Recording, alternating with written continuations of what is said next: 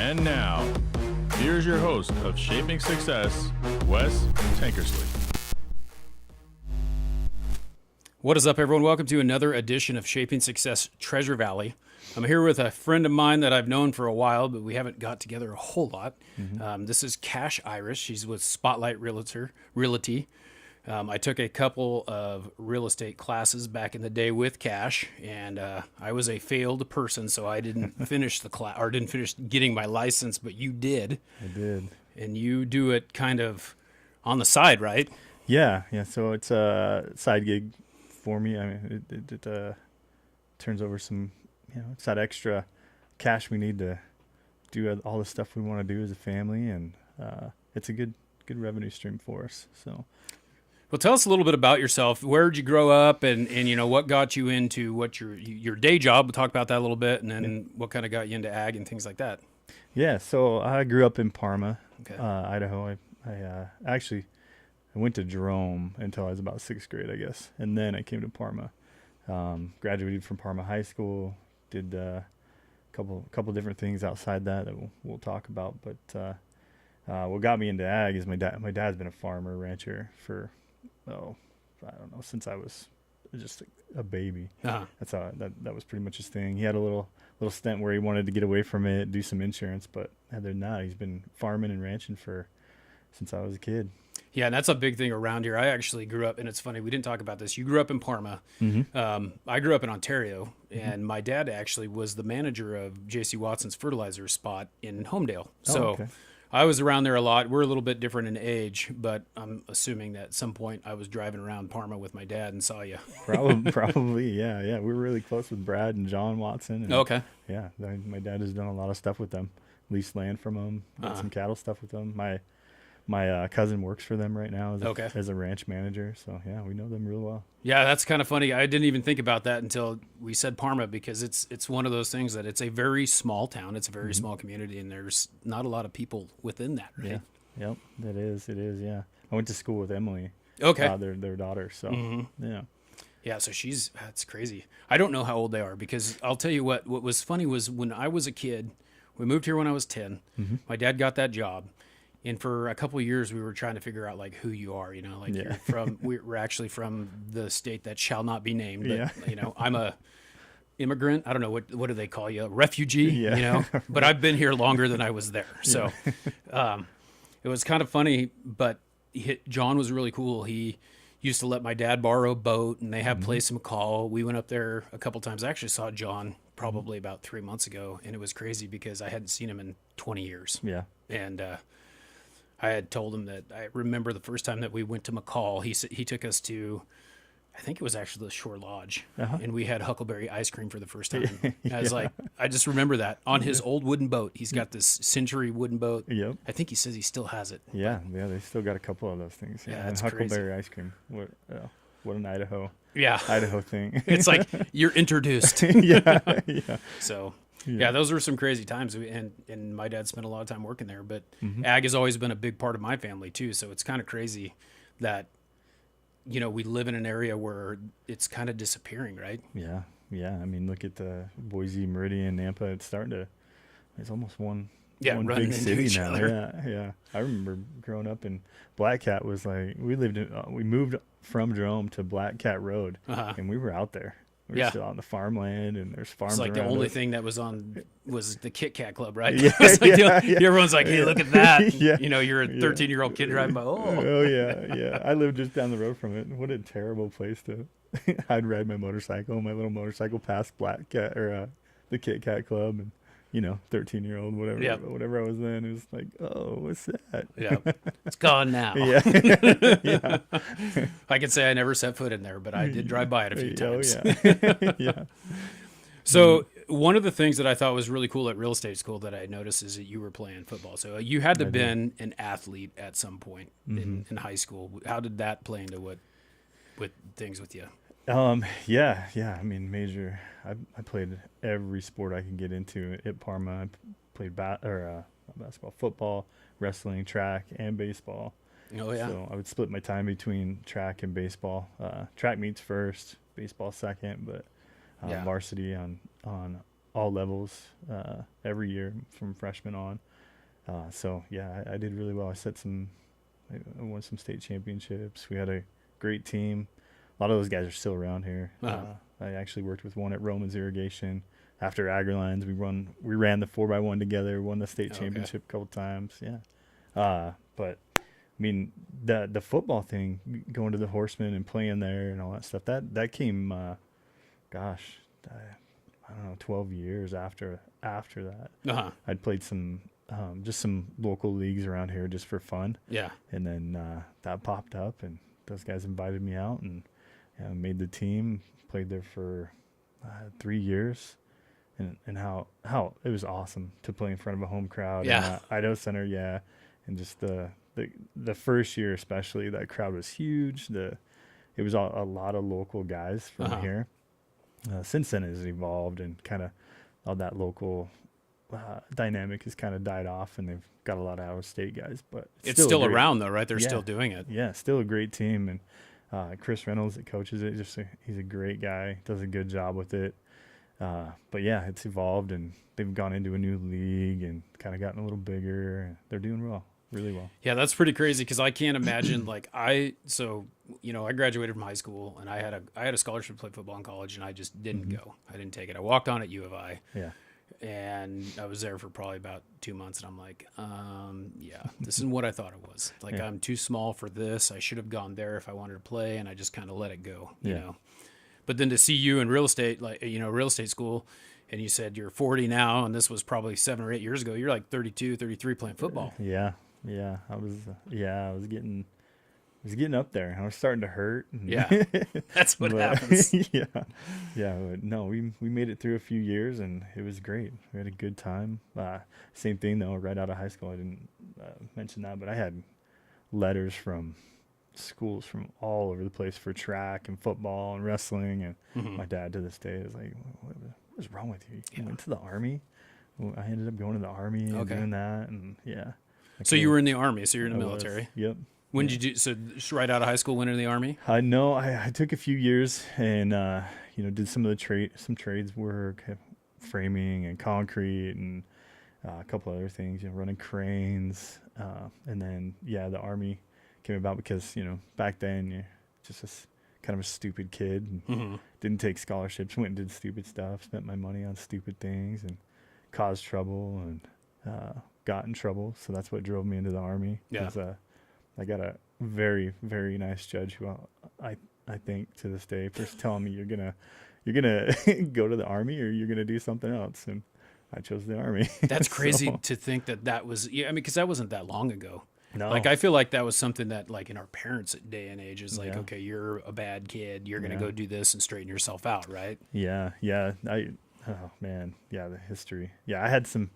I mean, in high school, although I was a fantastic athlete, I was not a super great student, and I wasn't on a super great path. So that all contributed to me not taking some scholarships and stuff. And that judge was the same judge in those.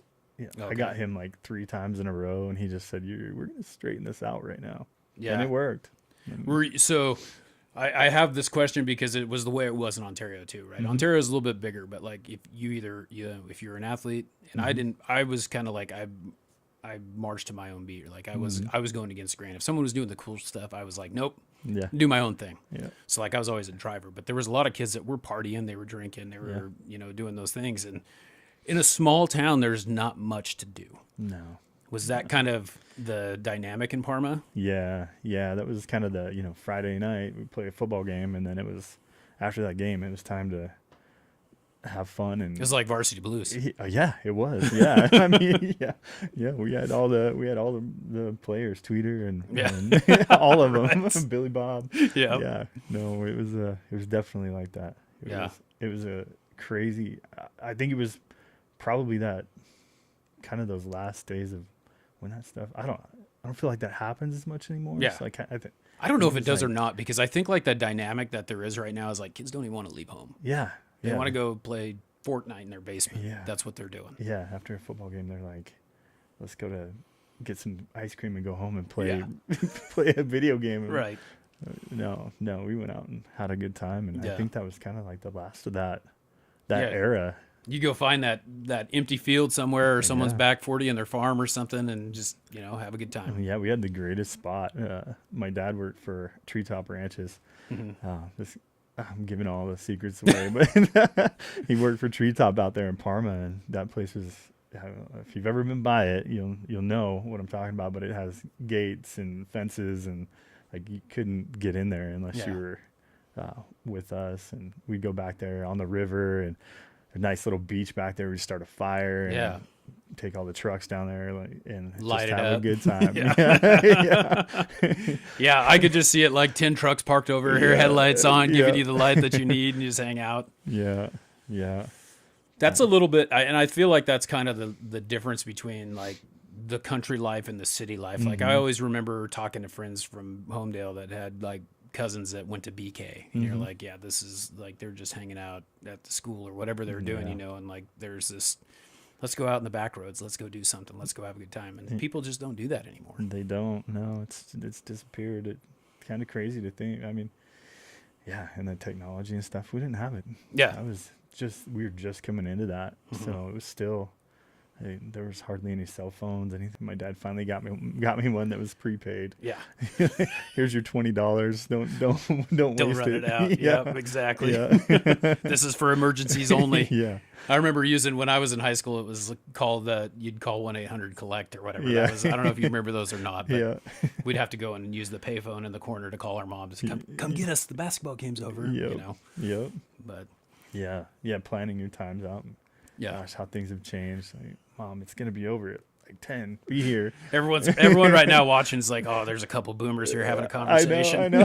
How boring. Yeah. How boring. So you went into the Army. How Yeah. long did you stay in the Army? So I stayed in the Army for 12 years. Okay. Yeah. And then I have recently switched to the Air National Guard Okay. here at Gallenfield. So it's so much better. Still involved though. Yeah. Yeah. Yep. So, staying in there 12 years is going to say something, because like you don't normally, like, it's 4 years and you're done typically. Yeah. So they have different contracts and lengths that you can sign, and different things you can do for active and guard and all that stuff. But so I think my first contract was a 4x2. So I had 4 years of sign where I had to be there, and then 2 years of inactive. But I just continued to sign contracts and stay with them. So it sounds like you liked the regiment, I guess, is what the Army probably would like, giving you the parameters. You have to be in bed by this time. You have to get up by this time. You have to do those things. Like that's what a lot of people who miss out on. I feel like people who talk, like I talk to my business partner all the time. He's like, I should have gone in the Army because it would have made me better at this. Yeah, it did. Yeah, definitely. That's exactly what I needed. And when I was talking about, being in trouble, and that judge kind of telling me you're going to do this, and it was very, very needed for me. I had a history. My parents are amazing people, but they got divorced about that time when I started getting in trouble. You get a little slack because they're see how far you can push it because you have the opportunity. Yeah. Hey, Dad said I could do this, Mom says I can do that, kind of thing. Yeah, so I lost my way a little bit there, and that judge he did that, and I think that was a great. If I saw him again today, I'd thank him because it helped me a lot. It structured my life. I needed that routine, right? Like that. Hey, you're gonna be here at this time, and you're gonna do this, and they beat it out of me for sure. I mean, I was still against the grain. I think I was 24 when I got there, and so I was a little older. I had some bad habits. Yeah, some real bad habits, authority issues, And I will never forget the man's a real sergeant person. He made sure that I got rid of those bad habits. Yeah. So, yeah. Lots of push-ups. Oh, yeah. Lots of push-ups, crawling around on my belly. Yeah. Oh, man. It was great. So. Yeah, I'm a pretty regimen person. I never really wanted to go in the military, but I was like, I think if I had to go back now, it might be something that I thought about. Like at least the guard, doing something, because I feel like it still makes you part of a team, and because that's kind of what I liked about football. And we were just talking about on my other podcast this morning about just like football being one of those things where like if one person does one thing wrong, like it could screw up the whole thing. Yeah. And I love football, but I like baseball more because like it's more individualized, but it is a team sport kind of. Mm-hmm. And it's crazy how I enjoy working on a team Mm-hmm. and when everyone's working together. Mm-hmm. But we had a great conversation about, because I was a lineman, Yeah. about Yeah. about the quarterback who told me that I wasn't blocking. Oh yeah. Yeah, he got a present. Yeah. Yeah. Yeah. Here comes that linebacker. Yeah. Don't worry about that. Yeah, look out. Here you go. Yeah. Yeah. So- No, that. So what was your job in the military? So I had several. I had opportunities, several opportunities. I went from.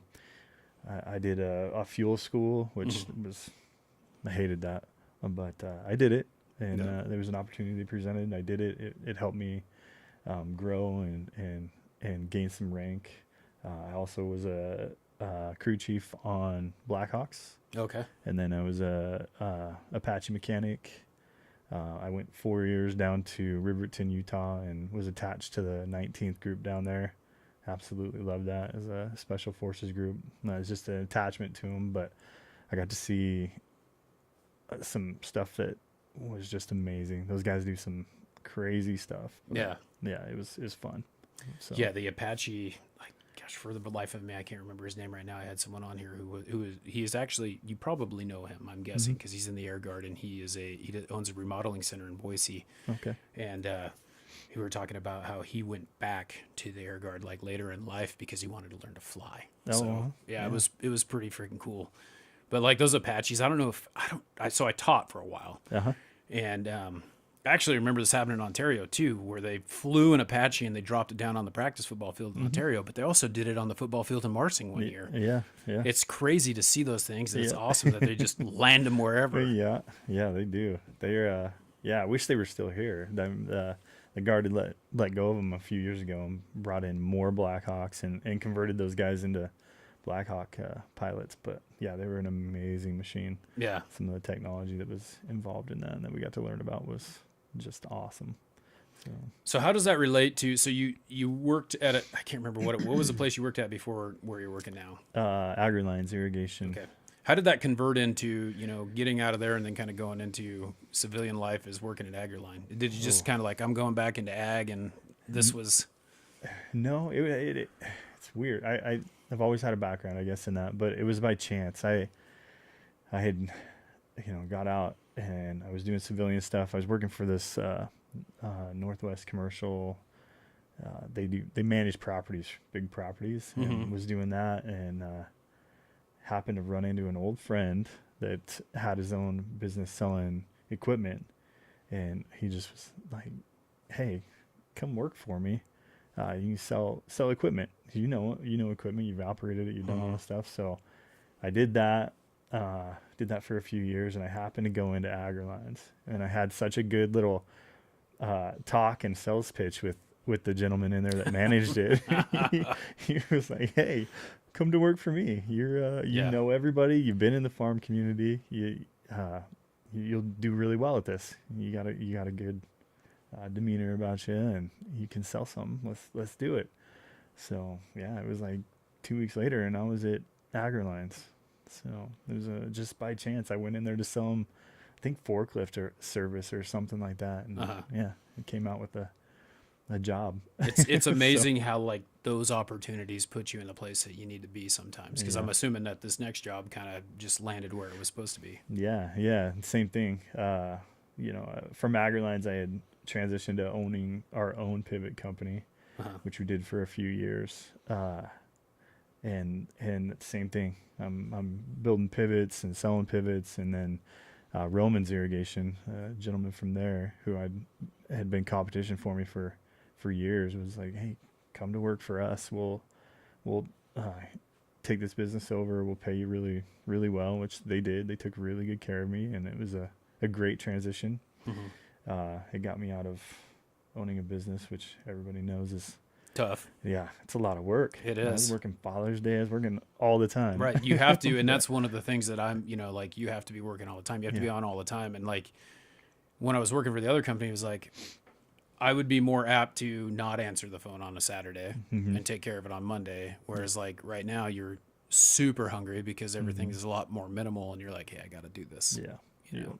Yeah, I was working constantly, but yeah, Romans came in. They did that. I took that job. Same thing. It was the same kind of job. We were selling pivots, and then happened to be another guy that I had competed with from another irrigation company was in the role I'm in now, and he came in and said, "Hey, I need another guy to take over this territory management job."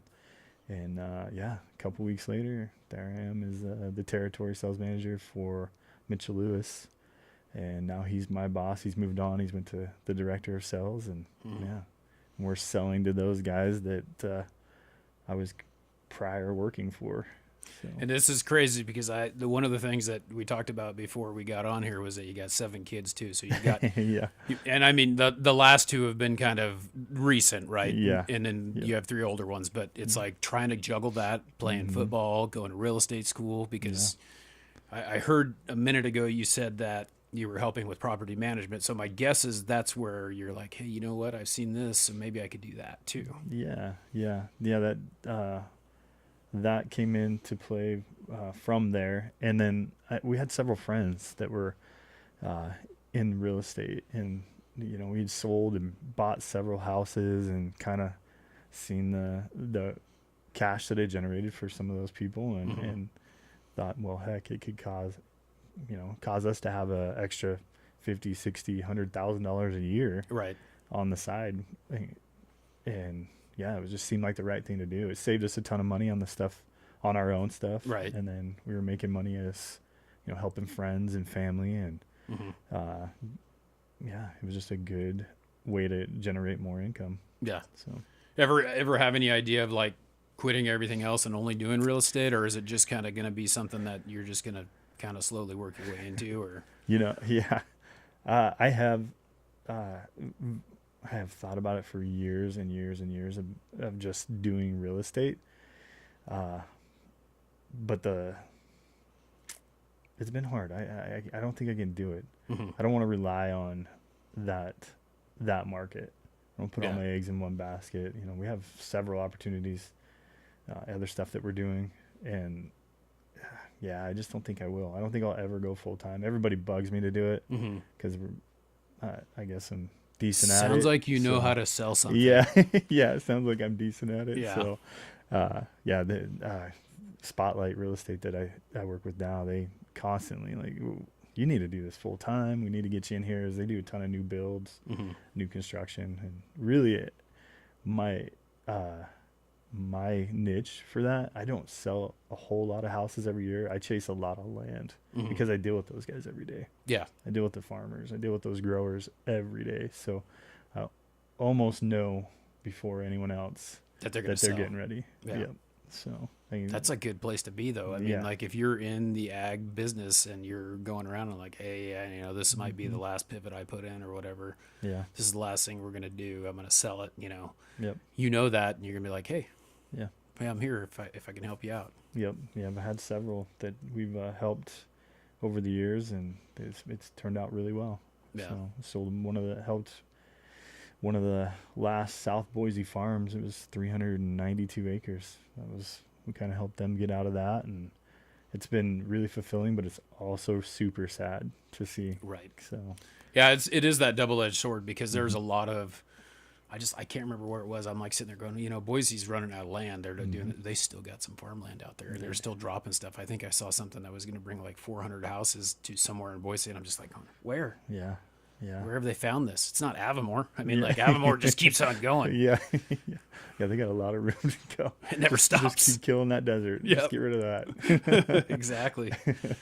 Yeah. No, we're working on some, I'm not going to give you all the details, but we're working on some large parcels in the last bits of Boise right now. So it's kind of tough to see. I've been dealing with those people for the last 12 years, putting pivots on, and they're kind of done. Yeah. There's that possible bypass through CUNA and all that, and that backside where Meta and all those guys are. Yeah.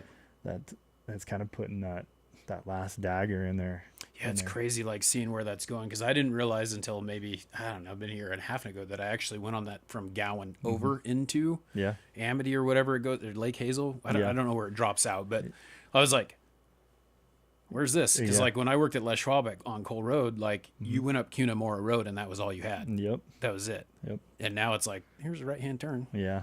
Now they're supposed to be. I don't know how far out it is or what all the details are, but there's supposed to be a bypass, like this Emmett one, going through that backside, and these guys are just done. They're tired. Yeah. The traffic's gotten horrible out there, and with CS beef and Meta and all that stuff going in, they're just. Yeah, it's just Well, then killing kids them. don't want to do it anymore, right? Like No, the kids who are their kids, they're farming their third generation or 4th generation or whatever, and their kids don't want to do it. Yep. They don't want to work hard. Nope. No, that's gone. Yeah. That's over. To see someone's, I mean, I have friends that have taken over for their fathers and stuff, but to see the younger generation, it's just not happening. Yeah. So they're done with that work. That's hard work. It is. And I mean, and that's the thing, like you could have one good year. Like I remember growing up, you know, you're driving down the road and my friends that I grew up with who farmed and they had weed out there, and then you see like they got too much water on it or something and it's all fall down and you're like, oh, this is going to be a bad year for them, or, Yeah. you know, their onions aren't big enough or whatever. Like there's always these issues that can happen. And like, you either have to decide if you're going to allow that, if you want to do that, or you could find something else to do. And that's the sad thing. It's like ag is, I feel like the Owahis are going to keep it for quite a while. Yeah. But it's still like you're still losing some of it, right? Like Yep. it's still going away. Yeah, it is, and I've seen like the guy that owned CS Beef, or the area where CS Beef and Facebook and all that has gone. He sold all that and went to Midvale to try just to get away. He took That's in everything the and went middle up of there. nowhere. Yeah, but I mean, talking to him, he's like, hey, it'll be here in 10 years. Yeah. It keeps going the way it's going. Probably longer than that, but Yeah, it's you know, going to take a while, but it's going to get there. Yeah. So it's got to go somewhere. It's Yeah. got to go that direction. So, but yeah, it's interesting. Yeah, the farm side of things is just, it's dying. Yeah. So Well, I mean, you obviously see it in both ways because you're selling it, and you're also like putting in the ag equipment to yeah, make yeah, it go. So it's like, hey, this is drying up and this is drying. What are we going to do? yeah, yeah, You might have to be selling houses here pretty soon. yeah, yeah. I am gonna have to put everything in Yeah. that basket. I hope not. Boy. Yeah, that's not going to be that soon. I mean, it's going to happen, but it's crazy to see how fast it's happening. Yeah, it is. It is. How fast this has changed in the last 20 years is just mind numbing. It's crazy. Yeah. So, but yeah. The family thing though, the 7 kids. Yeah, that I'm circling back to that. Okay, because gotcha. That's not something that you want to forget about. Yeah, with all the businesses and stuff and moving on and you know that family thing. That's why we sold that business. Okay. Mostly is to spend. It was taking a lot of time from Yeah. my family, and I wanted to do that. I wanted to be with them as they're playing baseball and football and doing all that stuff. I needed to be there, so we let those businesses go. We let a few things go over the last few years to try and. It's amazing to me that like this all happened because like I've known you for 5-6 years. Like it's amazing that this has all happened in 5 or 6 years. Like it's crazy how fast it all happened. Yeah. A lot of things have changed, but you know that we did a lot of that too. Like I was telling you earlier, you know, we stopped drinking and we've involved our church a lot more. We've done a lot of stuff. We've changed our circle of friends. 'Cause, you know, you outgrow people. Right? Oh, exactly. So Yep. we were in a space where we needed to outgrow. We needed to move on and change some things and get around people that were going to help present more opportunity to us. Right. So I love all those people to death, but yeah, we had to leave some of that stuff behind. That like growing through the Army and all those things that I've done, I had to do all that to get where I'm at and grow. Yeah, and that's the thing is there's so many things that people will hold against you, but they don't realize that it's you know, you have to do what's right for you. Yeah. You can't let other people dictate what you do. Yeah. And my circle of friends has always been pretty small, just because if you're my friend, you're my friend, you know, like, and it's funny because my best friend lives over on like a mile away. And I talk to him more than I talk to anyone. I talk to him more than I talk to my family, to my dad, to my brothers, you know, like he's probably, and I don't say this lightly, but he's like family. Like he really is. And that's the hard part. Like you get those people and you got to hang on to them. And then there's some people that are just there for a moment, and you don't forget those things that you gain from them because you learn something every time you lose someone or every time you gain someone. And I think that's what life is just trying to figure out what's the best way to glean all the information you can and do the best thing for yourself. Yeah. Yeah. I mean, you got to continue to grow, right? And those people that, like I said, I love them and I'll always cherish those moments, but we'd outgrown all that partying and not looking for opportunity. And so we've sort of brought those people in that are presenting that stuff to us. Right. So like the one friend that I was telling you about, Paul Silvis, he's now one of my mentors and good friend. I'm learning a lot from him. Yeah. So, we needed that because of, you get,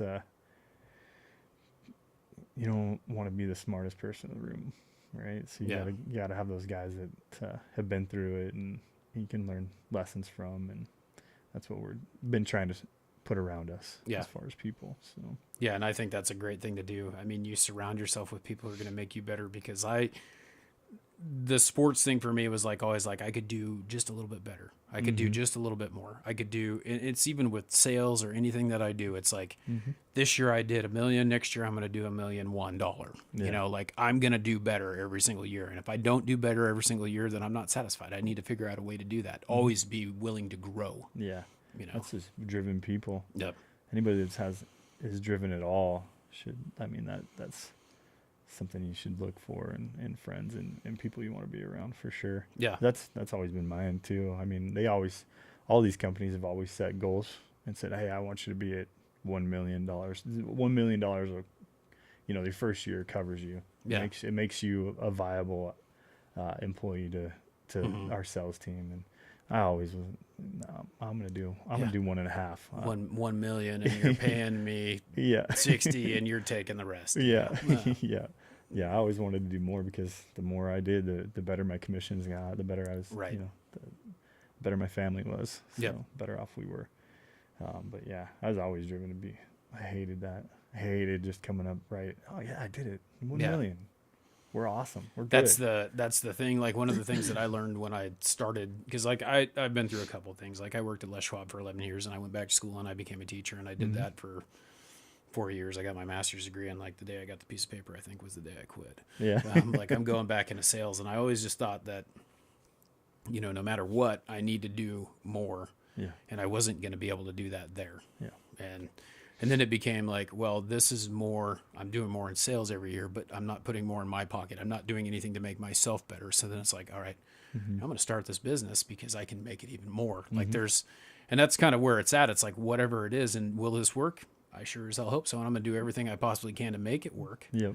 But if it doesn't, I'm going to get right back up on my feet and I'm going to try something else. I'm going to make it work. Yep. Yeah. It's amazing owning your own business, how much different it is. Like you said earlier, like, I work this job. I got to be to work at 8. I'm going to get up at 7:45. When you own your own business, I mean, I still remember that pivot company. As soon as it was light, I was out there working. Yeah. We were doing everything we could to get it done as fast as we could and as efficient, because that was money. Time was money. So it's amazing the difference being an employee and getting that steady, nice paycheck to owning your own business, and how different that is, right? And how much more you will work to make sure ends meet. Yep. So it's pretty nuts to me. Yeah. But well, man, I love sitting down and having this conversation. It's really cool to hear what you're doing and how driven you are. If anyone wants to find you, like where can they find you? What's the best way to get a hold of you? Email or Facebook. They can get on Facebook, find me. Our phone number's on there, our Spotlight phone number's on there. Okay. If it's whatever it is, if it's real estate or pumps or we got some other opportunities that'll be coming up here pretty soon that people will be able to find and see. Okay. What is it? Your Instagram's like at Cash Irish Realty? Or Yeah, okay. at Cash Irish Realty. Okay. And then our Facebook, I don't have a personal Facebook. Yeah. I only have a business one. Yeah. I only use it. I use my wife's for Marketplace. But Right. Yeah, you can find it at Irish Realty on Facebook as well. Awesome. Yep. So Well, man, I look forward to, working with you in the future, and I appreciate you. We're so far away from each other, just I know. driving that long distance to come have Drive sit down with me. drive down the ditch bank on the Yeah, canal. exactly. I had no idea we were so close. Yeah, that's pretty crazy, man. So, all right, everyone. Well, thanks for hanging out with us and tuning in. This is brought to you by Shade Bros. If you are looking for window covers in the Treasure Valley, please give me a call, 208-99-SHADE, and I will get you taken care of. Until next time, I challenge you to find the shape of your success.